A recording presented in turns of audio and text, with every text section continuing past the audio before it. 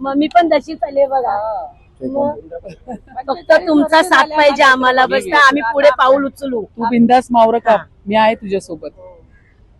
आणि आताचे बसलेले नाही आम्ही लोक 45 वर्ष आतापासून नाही, एवढे जुनेपासून नोकऱ्या पाण्या नाहीत म्हणून ते आमचे पोरं करतात. मॅडम, आपण जर पाहिलं तर मुंबईचा हा जो परिसर आहे, मच्छी कापून विकू नका, स्वच्छ करून नका, डायरेक्ट विका असं सांगितलं जाते. आणि विशेष म्हणजे सामनामध्ये ही बातमी आली, यांच्यापर्यंत कुठली माहिती पोहोचली नाही. पालिकेचे अधिकारी आहेत, त्यांनी कोर्ट देखील दिला या संदर्भात. बघा, एक सांगते तुम्हाला, ही सामनामध्ये चाललेली बातमी आहे, कुठल्याही मीडियाच्या अधिकृत पेजवरती पण नाही चॅनलवरती आहे. ही अफवा पसरली जाते. मी जेव्हा प्रशासनाच्या अलका ससाने मॅडमशी बोलले, डिपार्टमेंटशी बोलले, कोणीही अशा पद्धतीचं काही निर्देश दिलेले नाहीयेत या ठिकाणी. फक्त आणि फक्त शुद्ध अफवा. मी तुम्हाला वारंवार मीडियाला सांगत आली आहे की या उबाटाकडे आता कसलेच मुद्दे राहिलेले नाहीयेत आणि आता फक्त खोट्या बातम्या पसरवायच्या हाच एक कलमी कार्यक्रम त्यांच्याकडे राहिलेला आहे. त्या माझ्या कोळी महिला आहेत आणि मी तिला बोलली, तू बिंदास मावर काप, मी आहे तुझ्या बरोबर उभी. अजिबात घाबरायचं नाहीये. मासे बाजारात मासे नाही कापणार तर कुठे कापणार?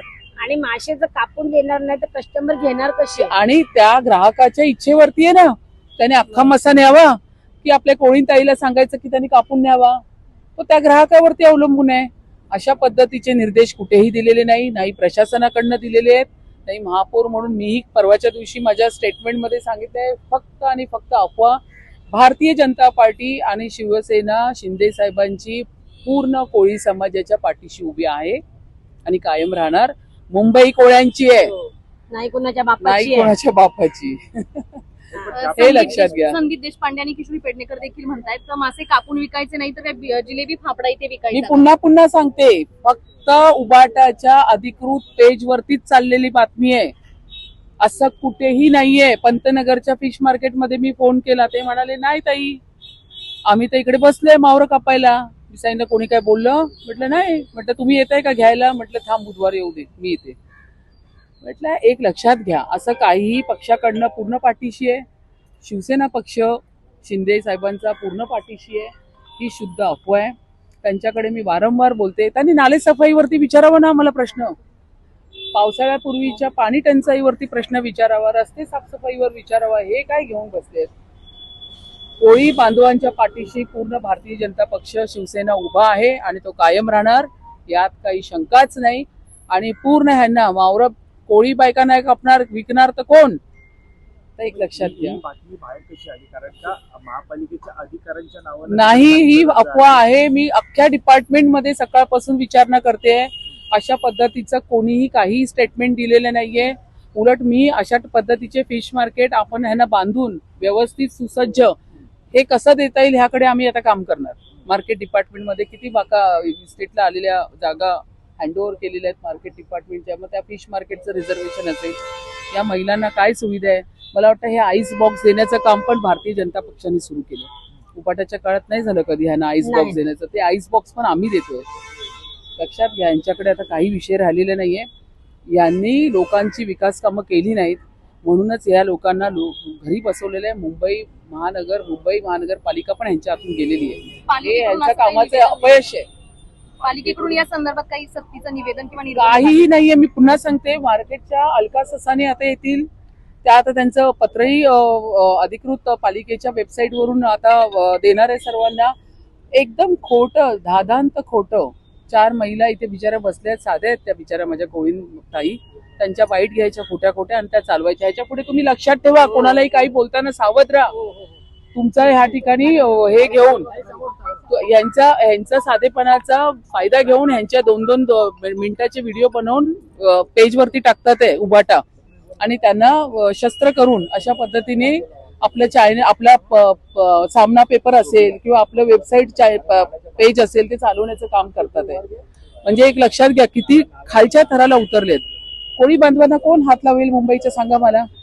मुंबई कोळ्यांची आहे, त्यांची आहे ही मुंबई. बिलकुल देणार. मी ताईला सांगितलं, तू बिंदास मावरं काप, मी तुझ्या बाजूला उभी आहे. त्यांची संस्कृती आहे. महिलांची त्या संस्कृतीला ते वारंवार आणि कायम मुंबई सुरुवात झाली तेव्हापासून आहे. आज लालबागचा राजा कुठे बसतो? कोळी बांधवांच्या तिथे ना. आज मान कोणाचा आहे पहिल्या पूजेचा? लालबागचा राजाचा, कोळ्यांचा आहे. कोणाची हिंमत आहे कोळी बांधवांच्या हातून मुंबई हिसकवण्याची? त्यांची आहे. त्यामुळे एक लक्षात घ्या, हे सगळ्या अफवांना अजिबात तुम्ही बळी पडायचं नाही. बरोबर. सरकारला बदनाम करण्यासाठी हे सगळे षडयंत्र आहे असं तुम्हाला वाटतं? सरकारला आता हे बघा, मी पुन्हा सांगते, त्यांच्या हातून आपलं महाराष्ट्र राज्य सरकार ते तर त्या गेलेलंच आहे. साहेबांचं या ठिकाणी देवेंद्रजींचं काम ज्या पद्धतीने जोरात चालू आहे, एकनाथ शिंदे साहेबांचं काम जोरदार चालू आहे.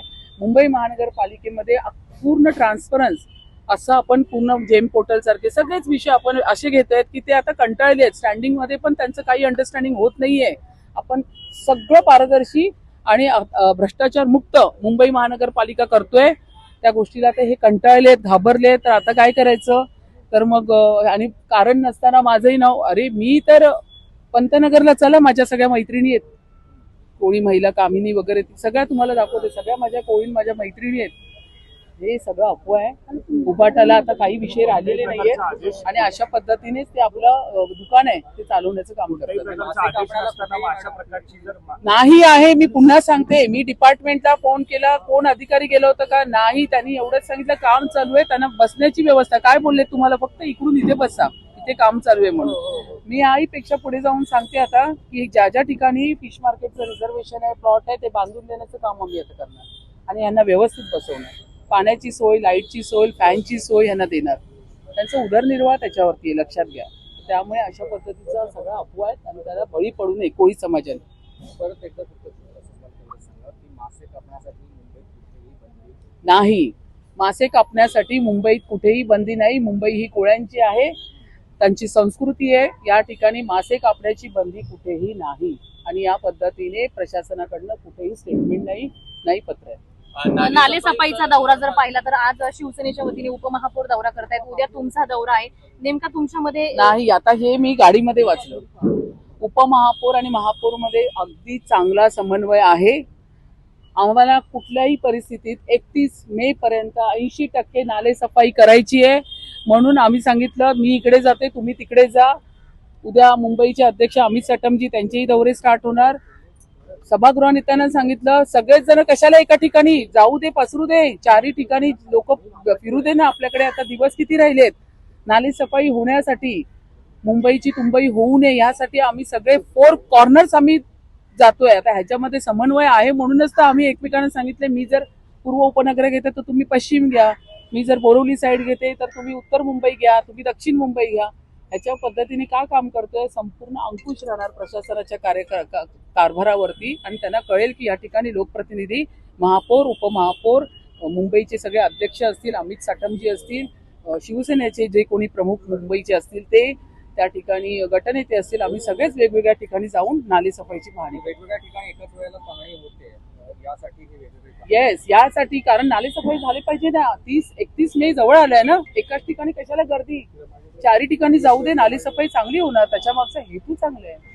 आता ज्या परिसरात आपण उभे आहोत त्याच बाजूला एक नाला सुद्धा आहे. हो. तिथे तुम्ही पाहू शकता प्लास्टिकच्या बाटल्या आहेत आणि कचरा पूर्ण. आता तुम्ही माझ्या प्रश्नाचं बरोबर उत्तर दिलंय. ह्याच्यासाठी आम्ही सेपरेट जातोय.